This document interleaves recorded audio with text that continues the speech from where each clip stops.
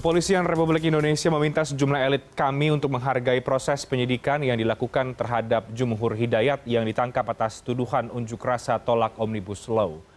Kepala Divisi Hubungan Masyarakat Polri, Irjen Argo Yuwono, menjelaskan alasan pihaknya tidak mengizinkan mantan Panglima TNI, Jenderal Purnawirawan Gatot Nurmantio, serta Din Syamsuddin, dan sejumlah elit kami untuk menjenguk Jumhur Hidayat dan kawan-kawan yang ditahan sejak beberapa hari yang lalu. Argo mengatakan para tersangka masih diperiksa sehingga tidak bisa dijenguk dan ia juga meminta semua pihak menghargai penyidik yang masih bekerja. Ya namanya orang mau menengok, tersangka itu ada jadwalnya. Apabila ada jadwalnya pun kalau masih dalam pemeriksaan juga kita tidak mengizinkan, ya itu di sana. Kalau masih dalam pemeriksaan dan semuanya kita juga harus sama-sama saling menghargai. Penyidik juga masih bekerja, masih memeriksa dan sebagainya. Sebelumnya, Presidium Koalisi Aksi Menyelamatkan Indonesia atau KAMI, Gatot Nurmantio, kami selalu mendatangi Mabes Polri untuk menemui Kapolri dan menjenguk aktivis kami yang ditangkap. Namun keinginan rombongan Gatot tidak dipenuhi polisi dengan alasan belum memiliki izin. Gatot mendatangi Mabes Polri ditemani berbagai tokoh seperti Din Syamsuddin, Rahmat Wahab, hingga Rocky Gerung. Niatnya untuk bertemu Kapolri, Jenderal Polisi Idam Aziz, serta menjenguk aktivis kami yang ditahan, polisi gagal karena Kapolri tidak ada di tempat dan belum mempunyai janji audiensi dan juga menjenguk. Kami datang ke sini untuk menyampaikan petisi tadi yang dibaca oleh Polres Wahab kepada Bapak Kapolri.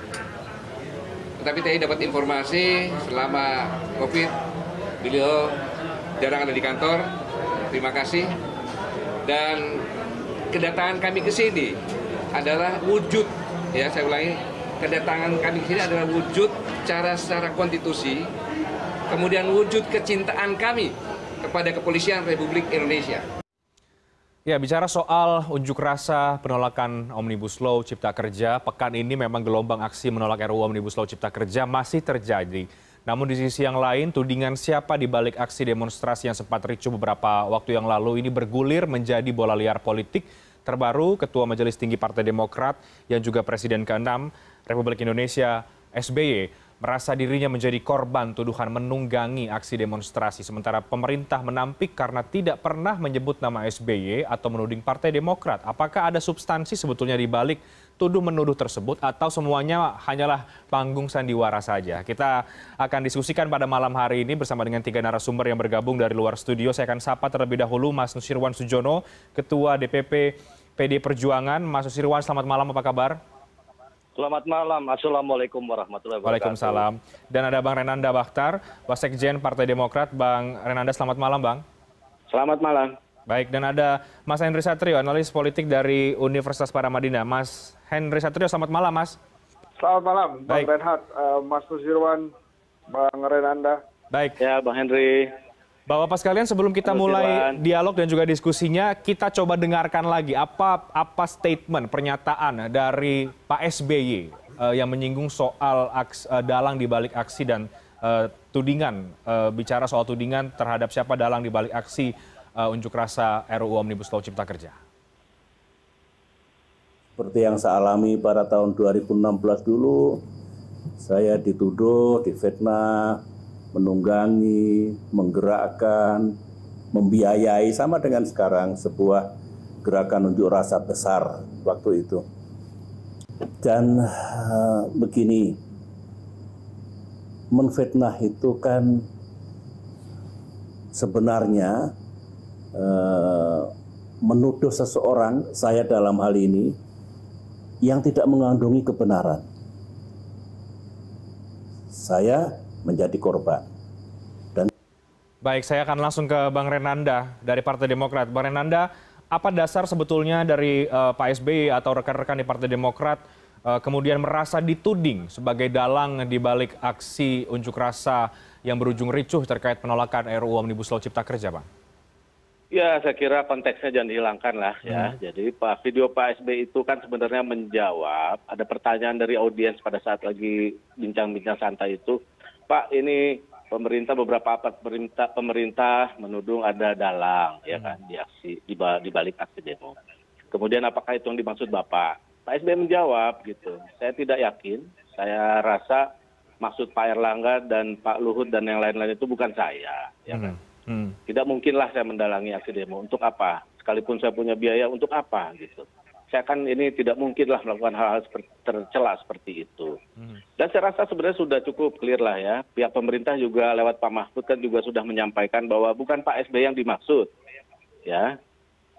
Konteksnya kemarin kenapa Pak SBY melakukan itu memang pada saat hampir bersamaan dengan beberapa aparat pemerintah menyampaikan bahwa ada dalang aksi demo, bersamaan dengan itu di sosial media gitu ya, itu buzzer itu menyerang dan menyebutkan bahwa salah satunya itu dalangnya mungkin SBY begitu. Bahkan ada juga yang menyerang Mas AHY itu di Twitternya itu, oh, ini AHY nih di balik itu. Nah, itu akun-akun bodong kita sudah cek, tapi jumlahnya luar biasa, ya sampai ribuan dan seterusnya sehingga mungkin itulah mengapa ada pertanyaan ke Pak SBY. Oke. Tapi sekali lagi saya sampaikan sebenarnya harusnya ini sudah clear lah, ya, jangan ini terus dilihat sebagai ini belum selesai. Saya rasa sudah clear dari pihak pemerintah. Oke, karena ada ini, Bang Renanda, ada tweet juga dari Ketua Pilu Partai Demokrat ini Bang Andi Arief. Mention Pak Muhammad Mahfud MD, Pak Erlangga, Pak Luhut, dan BIN atas tuduhan bahwa Pak SBY, AHY, dan Demokrat yang difitnah di belakang demo besar ini, maka tidak ada jaminan ketegangan politik akan mereda. Apa? Iya, itu diksinya Andi Arief lah ya, mungkin ditanyakan ke yang bersangkutan. Tapi yang jelas, mungkin dia coba mengaitkan, karena memang apakah jangan-jangan ini kok bersamaan gitu, pada saat beberapa aparat pemerintah menyampaikan bahwa memang ada dalang aksi, tiba-tiba kita dibanjiri ya dengan akun-akun macam-macam lah itu ya, yang mengatakan bahwa ini Pak SBY mungkin salah satu dalangnya. Jadi saya kira jangan dihilangkan konteksnya juga. Oke. Yang jelas sih saya rasa harusnya ya sudah clear lah. Itu ya. berangkat dari apa yang terjadi di sosial media sebetulnya maksud Anda, begitu Bang Renanda? Ya betul, itu sosial media, tetapi waktunya kan bersamaan itu ya kan. Sehingga kemudian ada pertanyaan pada salah satu audiens itu menanyakan kepada Pak SBY, Pak, apakah ini Bapak yang dimaksud? Ya karena pengalaman Pak SBY dulu juga bukan sekali dua kali ya, dituduh begini begitulah, mendalangi ini itu ya, kemudian akhirnya seperti disampaikan tadi Pak SBY tidak yakin. Jadi saya rasa harus sudah clear. Saya rasa juga masyarakat, terutama pihak-pihak yang melakukan aksi demo seperti pekerja, buruh, social society ya, kemudian juga LSM dan masyarakat umum, sudah cerdas lah ya. Mereka pasti juga tahu tidak ada mendalangi mereka dan itu malah menghina mereka lah kalau menurut saya. Itu perjuangan mereka kan menuntut keadilan, ingin mereka menuntut perbaikan hidup gitu. Jadi saya rasa sekali lagi ya sudah tidak relevan lah saya rasa ya. Oke, tapi kan kemudian sebetulnya soal dalang ini dari pemerintah yang menyebutkan kami mengetahui dalangnya siapa dan lain sebagainya sehingga menjadi isu liar begitu ya. Apa yang teman-teman Partai Demokrat lihat sebetulnya Bang Renanda ketika pemerintah menyampaikan itu? Iya, kalau kami ini sebenarnya menghimbau ya kepada pihak pemerintah, lebih baik kalau memang tidak mau mengungkap, tidak bisa mengungkap siapa dalang aksi yang dimaksud, tidak usahlah lempar-lempar informasi seperti itu. Itu kan akhirnya oleh masyarakat luas dianggap itu pemerintah bikin hoax juga, ya kan? Jadi sebaiknya kalau memang belum mau diungkap atau memang karena kebutuhan perkara yang masih diselidiki dan seterusnya, tidak perlulah. Saya rasa ya menyebutkan ini ada dalang aksi, kita sudah tahu, kita sudah ini itu. Dari Menhan juga ada ini, asing juga ini. Ini kan informasi seperti ini berseliuran ini juga saya rasa tidak kondusif ya untuk situasi yang memang saat ini kan masih berjalan ya.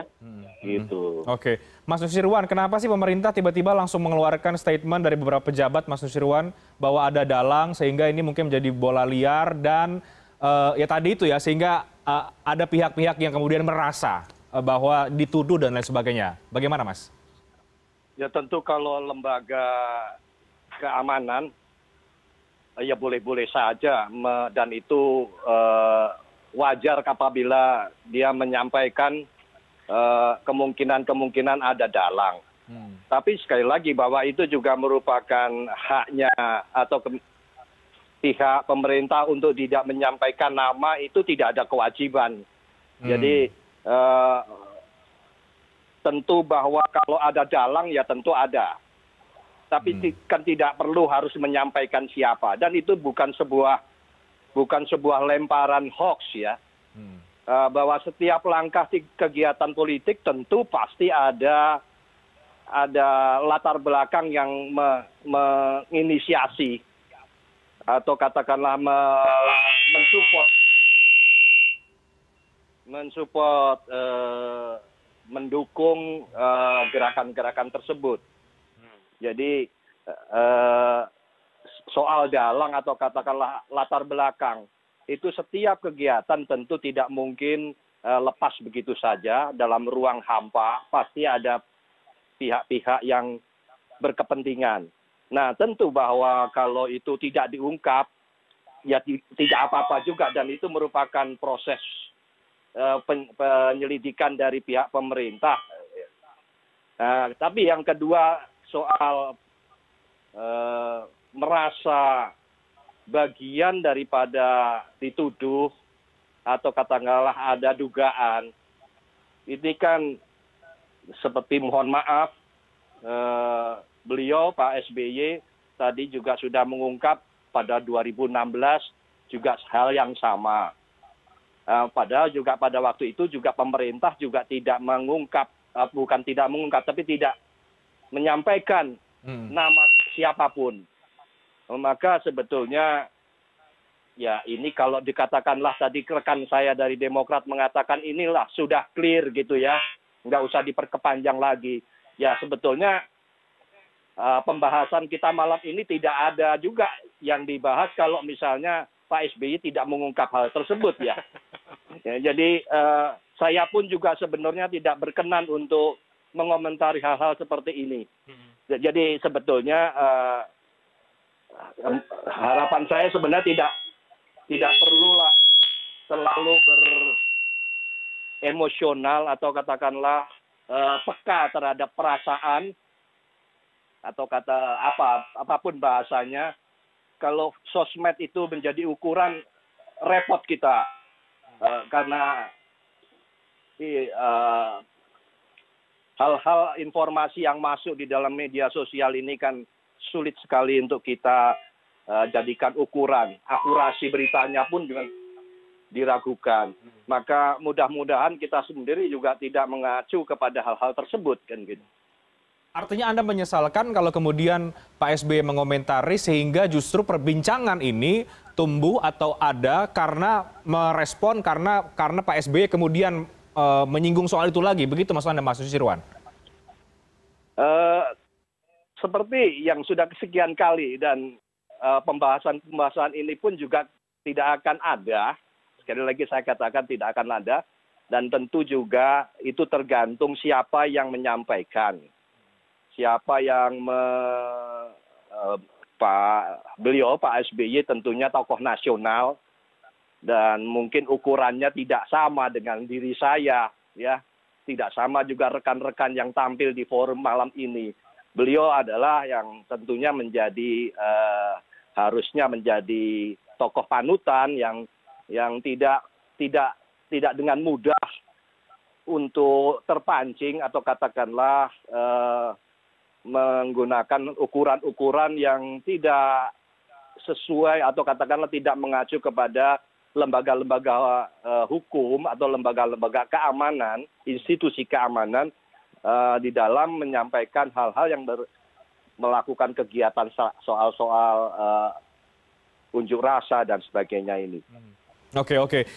Kita jeda dulu ya, Bang Renanda dan juga Mas Susirwan dan juga Mas Hensat. Nanti saya akan ke Mas Henry Satrio.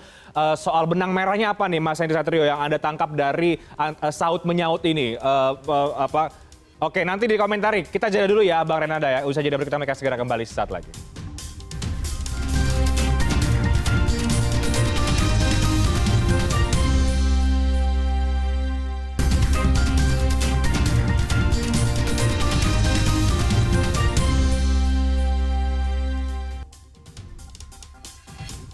Baik, Anda kembali bersama kami di Prime News. Sebelum Bang Renanda, tahan dulu ya Bang Renanda, agar kita bisa satu persatu begitu. Saya akan ke Mas Henry Satrio dulu. Mas Henry Satrio, apa pandangan Anda terkait ini, Mas Henry Satrio? Benang merahnya apa yang Anda tangkap dari saut menyaut yang kemudian jadi ke ranah politik ini?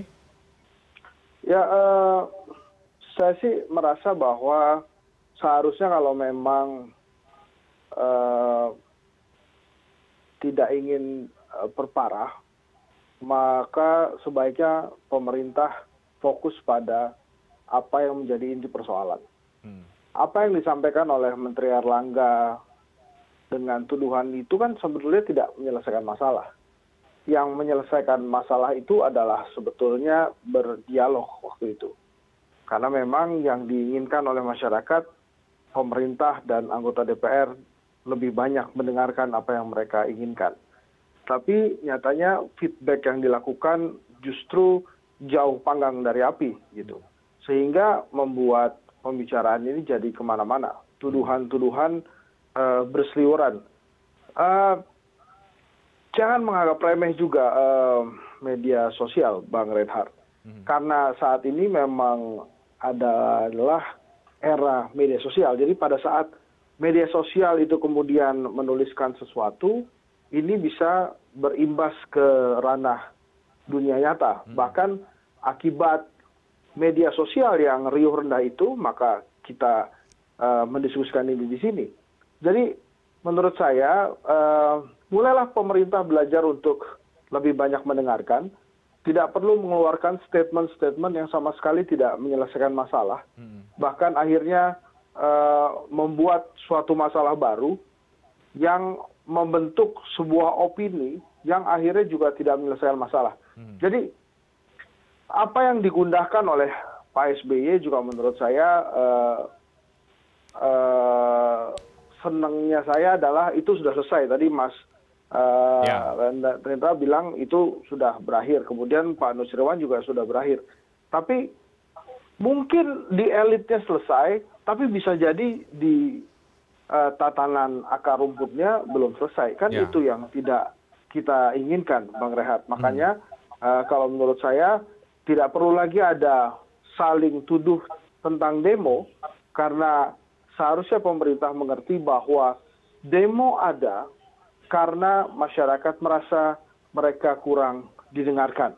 Maka kemudian mereka turun ke jalan. Solusinya dari pemerintah adalah mendengarkan demo itu. Tidak perlu berkomentar hal-hal yang jauh dari apa yang ditanyakan pada para pendemo itu. Kan ini kan pendemo ini masyarakat, rakyat juga bisa didengarkan. Jangan kemudian ada yang bertanya, ada yang ingin didengarkan, dianggap kemudian tidak sejalan dengan pemerintah, kemudian dianggap biang kerok, anarkis, dan lain-lain. Menurut saya sebaiknya tidak lagi dilakukan seperti itu, Reinhardt. Nah, apa yang dikatakan oleh Mas Nusirwan itu sudah baik sekali. Artinya mudah-mudahan pemerintah bisa mendengarkan masukan dari Mas Nusirwan sebagai salah satu ketua DPP partai yang mengusung presiden. Jadi artinya lebih banyak untuk mendengarkan masyarakat, lebih baik lagi dalam mengeluarkan solusi. Jadi kalau ada istilah ya SBY jangan baperan, sama pemerintah juga jangan baperan gitu. Jadi kalau dua-duanya baperan ya adanya begini gitu. Jadi masyarakat yang tadinya biasa-biasa aja jadi ikut baperan. Kan pendukungnya SBY juga nggak sedikit, pendukungnya pemerintah juga nggak sedikit. Kalau rakyat yang banyak tadi itu kemudian baperan semua, ya repot negara ini. Saya senang hari ini dua petinggi ini mengatakan masalahnya sudah clear. Jadi silahkan dikasih tahulah ke akar rumput itu bahwa ini masalahnya sudah clear. Ya, itu yang menjadi persoalan. Bang Hensat, saya ke Bang Renanda. Silakan Bang Renanda ditanggapi tadi apa yang disampaikan Mas Nusirwan, termasuk juga ini soal mungkin di elit kata Bang Hensat sudah selesai, tapi ya ini aksesnya ke masyarakat akhirnya juga menjadi perbincangan lagi, menjadi ramai lagi begitu. Ya, saya mau komentarin Pak Nusirwan tuh ya. Jadi selalu mengatakan pemerintah punya hak ini, punya hak itu ya. Sekarang begini, ini bukan kita tidak mempermasalahkan haknya pemerintah ya. Pemerintah tentu punya hak ya mau mengatakan ada dalang atau tidak. Pertanyaan kan bukan itu. Pertanyaan apakah itu baik dalam situasi ini yang sedang memanas seperti ini.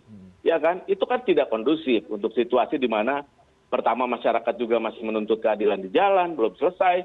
Kemudian juga jangan kemudian ini seolah kan men-shift masalah nih, sumber masalahnya sendiri kemudian di-hidden. Sumber masalahnya belum selesai, yaitu Undang-Undang Ciptaker itu sendiri. Jangan kemudian terus dialihkan seolah-olah ini lebih dialihkan ke masalah dalang. Jadi bukan soal hak Pak Nusirwan, ini masalah adalah baik atau tidak pemerintah gitu loh. Melempar-lempar isu seperti itu. Apalagi kalau tidak mau diungkap. Kalau diungkap lebih baik masyarakat tahu, oh ya betul, ada yang ditangkap, ada yang ini, ada yang itu, silakan aja. Kita juga mendukung kok kalau pemerintah itu menertibkan kalau memang ada dalang-dalang yang di luar kemurnian dari perjuangannya pekerja dan buruh. Kemudian ini sekali lagi tadi, habis Pak SBY masih menyampaikan seperti itu. Pak Nusirwan, tolong lihat konteksnya, urutan waktunya, ya. Jadi setelah ada pelemparan isu dari aparat pemerintah ada dalang, saya katakan pada saat bersamaan itu kemudian akun-akun nyerbu, ya bukan hanya akun, ada video dari koleganya Pak Nusirwan juga menuduh Pak SBY itu, ya kan? Nah, menurut saya pemerintah juga harus adil ketika ada ini Presiden RI ke-6, ya, difitnah di media massa secara meluas, bahkan Pak Mahfud sudah tahu lagi orangnya, disebutkan juga dalam salah satu wawancaranya di TV, disebutkan namanya. Kenapa tidak ditertibkan? Itu Presiden kita loh. Presiden RI ke-6 ini salahnya apa? Pak SBY itu menjawab, ya, sebelum pemerintah Pak Mahfud menjelaskan bahwa itu yang dimaksud bukan SBY. Sekali lagi, tolong lihat konteksnya, itu tertutup itu pertemuan Pak SBY, ditanyakan oleh salah satu audiens, Pak apakah ini Bapak dimaksud? Waktu itu masih gelap, belum ada penjelasan. Tapi kan diupload ke YouTube ya, Bang Renanda, sehingga menjadi perbincangan publik. Tapi ketika kemudian diklarifikasi oleh Pak Mahfud, yang saya maksud, yang kami maksud tentu bukan Pak SBY. Saya sampaikan tadi, masalah selesai.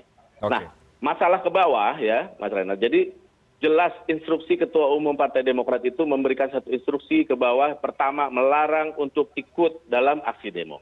Kita ini berjuang di intraparlementer, bukan di ekstraparlementer. Yang kedua, menjaga situasi kondusif.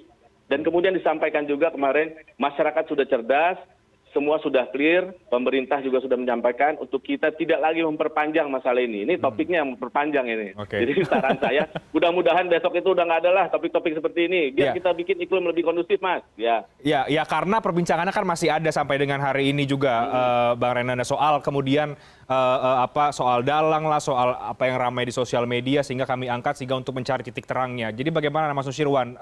Apakah jangan-jangan buzzer-buzzer itu juga, atau tadi koleganya Anda dikatakan Bang Renanda juga mengirimkan video dan lain sebagainya, apa penjelasan dari Anda? Tentu kalau berkaitan dengan sosial media, saya tidak pada wilayah untuk mampu mengendalikan tersebut. Dan juga itu, kalau kata kakak saya Bang Satrio, itu adalah kreasi atau ide atau katakanlah aspirasi dari seluruh berbagai lapisan masyarakat dengan caranya sendiri-sendiri. Maka kalau ditanya soal itu, tentu kita semakin lama seharusnya kita semakin dewasa berdemokrasi, berpolitik, termasuk juga semakin dewasa kita klasifikasi politisi kita, semuanya saja, semakin tinggi, semakin ketokohannya semakin kuat, tentu kita juga akan semakin cermat, semakin baik membaca lapangan, sehingga itu pun tidak menimbulkan kegaduhan baru. Jadi sekali lagi kalau berkaitan dengan hal tersebut, tentu semakin lama rakyat akan semakin pandai, semakin menyadari tanggung jawabnya, dan mana yang menjadi tugas parlemen, pemerintah, tugas dan fungsinya itu dijalankan masing-masing. Kemudian juga sistem konstitusi demokrasi kita kan sudah pada tataran kesekian kalinya pasca reformasi, 5 tahunan pemilu legislatif, pemilu presiden. Nah, tentu bahwa keputusan-keputusan rakyat itu kita sudah bisa terima. Bahwa ada kekurangan-kekurangan, nanti kita akan evaluasi pada pemilu kemudian. Kemudian jadi apakah itu siapa saja, apakah dari sisi pemerintah maupun legislatif, mau siapa, itu evaluasi itu ada di dalam sistem konstitusi demokrasi kita. Oke. 5 tahunan sekali. Ya, Mas Susirwan, maaf saya potong Mas Susirwan. Tapi kenapa kemudian pemerintah tidak saja langsung membuka siapa dalangnya daripada hanya membuat informasi yang akhirnya menjadi perbincangan kemudian kemana-mana dan sampai hari ini pun tidak dibuka-buka juga oleh pemerintah untuk siapa sebetulnya dalangnya?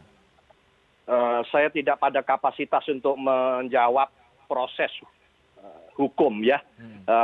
Jadi kalau nanti ungkapan itu tentunya akan sampai kepada titik kalau misalnya proses itu sampai di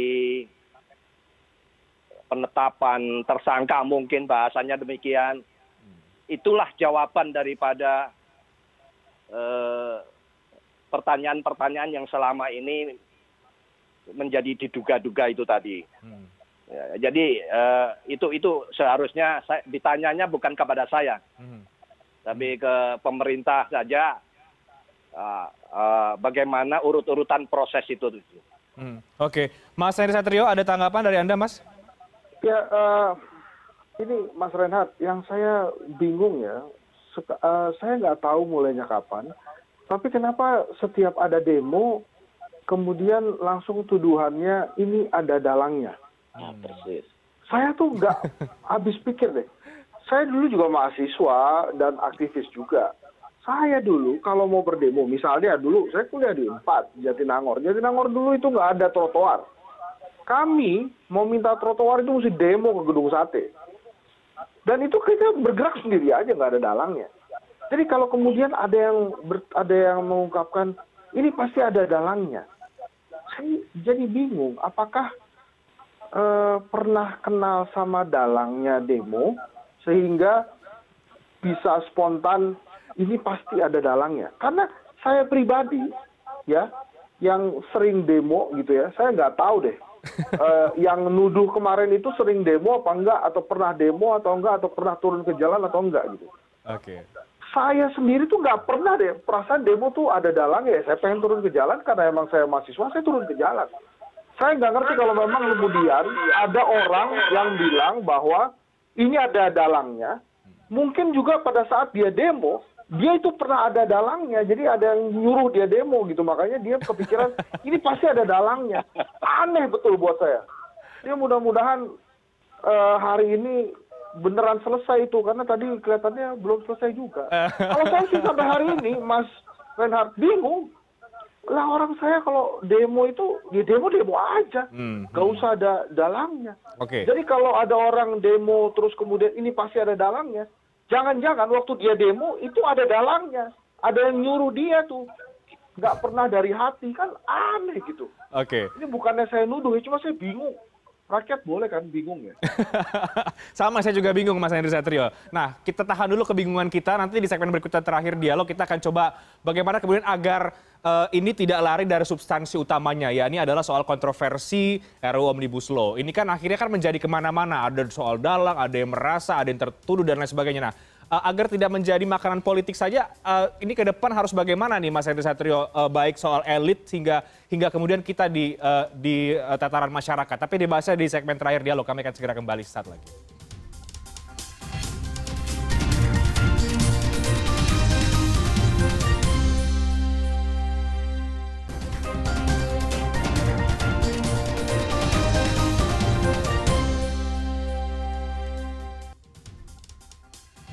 Baik, saya kembali ke Mas Henry Satrio yang masih bingung juga. Jadi Mas Henry, supaya kita nggak bingung deh, kita coba bagaimana kemudian mencari, ini kan sepekan ini kemudian menjadi isu liar ya, soal siapa dalang lah, soal tuduh-menuduh, dan merasa dan lain sebagainya. Tapi mudah-mudahan tidak menyampingkan apa yang menjadi substansi utamanya. Bagaimana agar kemudian ini tidak merembet kemana-mana, Mas Hensat? Ya, sebetulnya kan polemik itu dibuat sendiri oleh pemerintah. Dari jumlah halaman misalnya, sampai akhirnya ke titik 812, kalau saya tidak salah, itu kan butuh proses halaman yang berganti-ganti.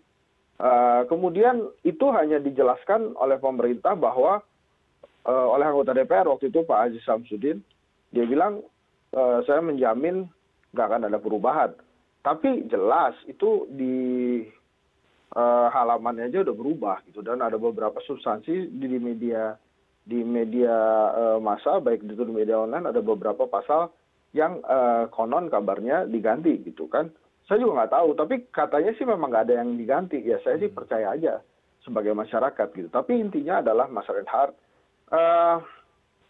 waktu itu Presiden Jokowi sudah menjelaskan dengan baik sekali. Hanya saja menurut saya kurangnya adalah Presiden Jokowi tidak menjelaskan secara detail apa yang dikeluhkan oleh masyarakat. Misalnya tentang pesangon, tidak benar pesangon ABCD gitu, tidak benar cuti kerja ABCD, tapi yang ditanyakan oleh masyarakat itu lebih detail dari sana. Jadi artinya gini, Mas Reinhardt, saya akan memberikan atau merekomendasikan 2 solusi aja. Yang pertama, tolong pemerintah tidak perlu defensif. Didengarkan saya masyarakat. Maksud saya tidak perlu defensif itu begini.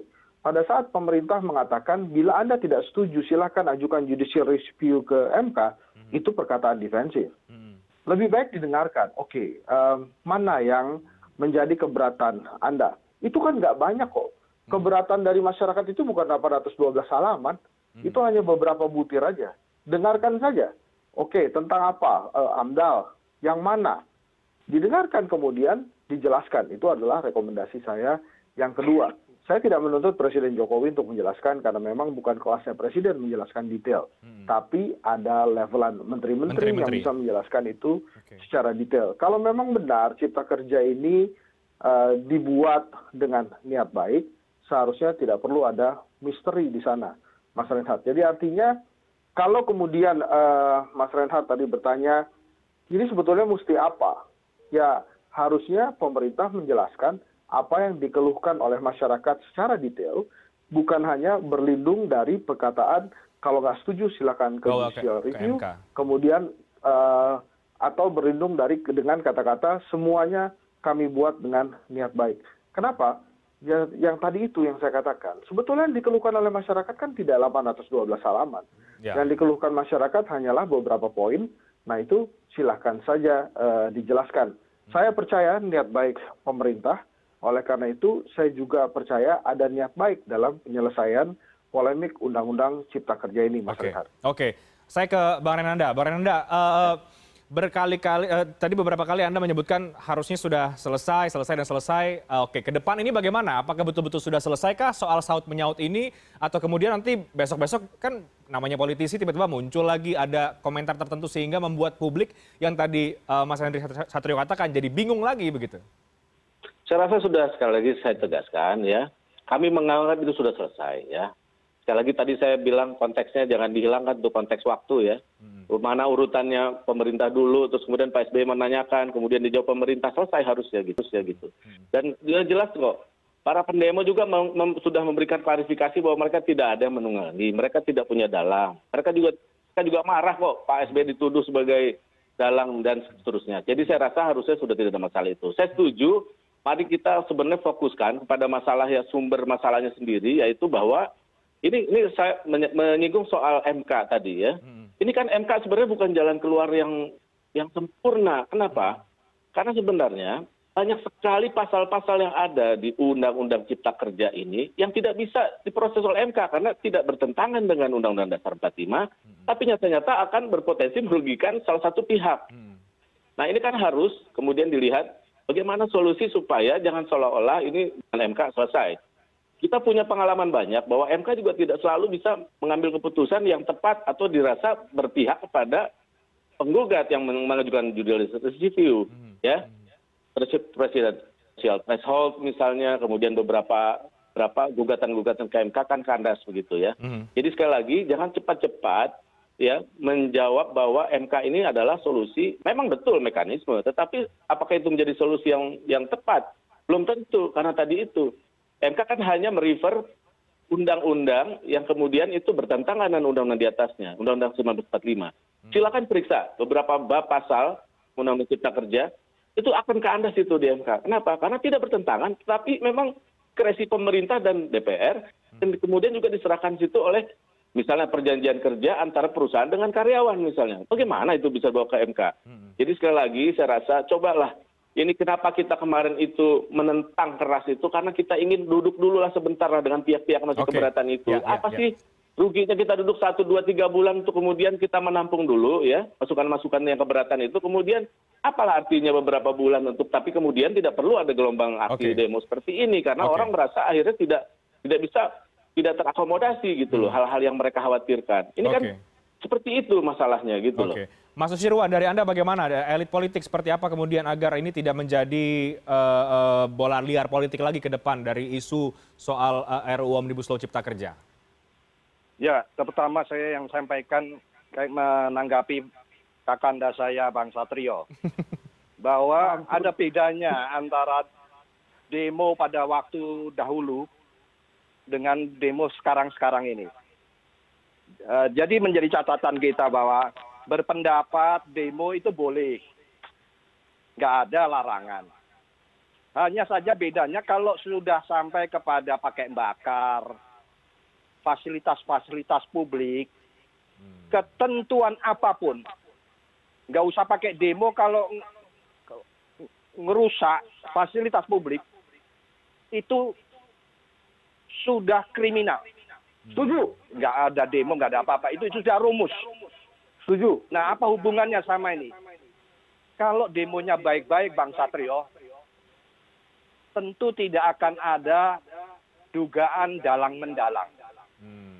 Baik-baik saja demo. Itu dan itu omongan dalang-mendalang itu sebelum demo kok.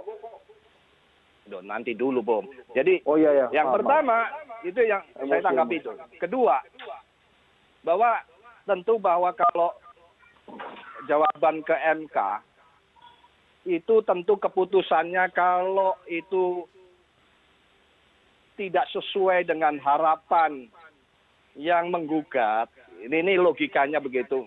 Ya. Itu selalu menjadi pikirannya ini tidak sejalan lah dengan, padahal ya itu kita serahkan saja kepada, kalau kita mengakui konstitusi, lembaga konstitusi hukum, dia berwenang dan dia memutuskan apakah benar dan sebagainya sesuai dengan kaidah-kaidah konstitusi.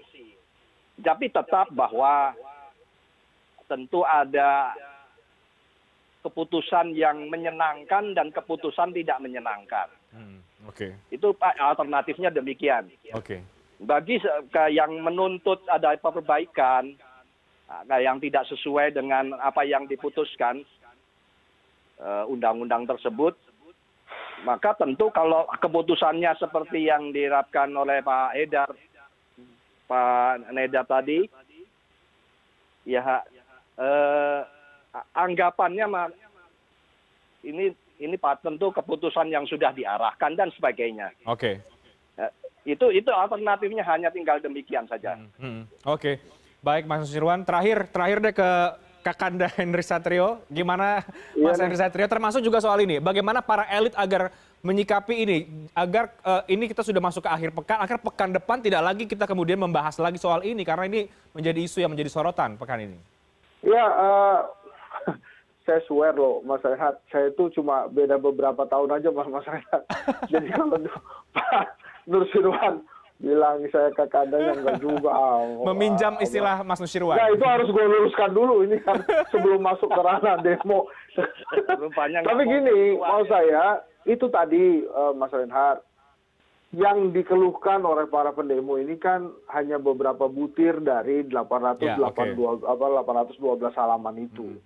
Maksud saya, sebelum pemerintah jauh-jauh bicara silahkan kalau nggak setuju judicial review ke MK, lah apa itu nggak baiknya, mana sih keluhan-keluhan yang dari pendemo itu kan hanya beberapa butir, dijawab aja gitu. Dijelaskan lagi daripada repot-repot nyuruh rakyat ke judicial review. Kan jadi panjang gitu, lebih enak dan lebih melegakan kalau gunakan teknologi yang sudah diberikan oleh para pendiri bangsa kita ini yang namanya musyawarah mufakat gitu, didengarkan lagi aja. Jadi jangan kemudian ujuk-ujuk kalau nggak setuju silakan judicial review. Gimana sih? Nah, untuk para elit politiknya agar tidak ada lagi saling tuduh dan tuding-menuding begini, seperti apa Mas Hensat? oh itu jagalah hati. Kalau kata lebih banyak mendengarkan oleh Penjelasannya masyarakat. Jadi gini loh maksud saya. sepertinya sudah kalau dilakukan. Elit itu kan pasti punya akar rumput. Nah itulah yang mesti dipikirkan. Jangan sampai kemudian akar rumputnya terbakar. Oke, baik. Indonesia ini masih jauh. Oke. Silakan. Oke, baik. Terima kasih banyak ya. Baik, terima kasih. Bang Susirwan, terima kasih banyak. Bang Renanda, terima kasih banyak. Bang Henry Satrio, terima kasih banyak. Mudah-mudahan diskusi ini kemudian menjadi refleksi yang baik agar tidak lagi kemudian kita mendiskusikan hal-hal yang menjadi bola liar politik ke depan dan fokus terhadap substansi utamanya dan juga untuk para elit politik itu sendiri. Terima kasih banyak Bapak-Bapak sekalian sudah bergabung bersama dengan kami pada malam hari ini. Kami akan segera kembali dengan informasi lain, tetap bersama kami.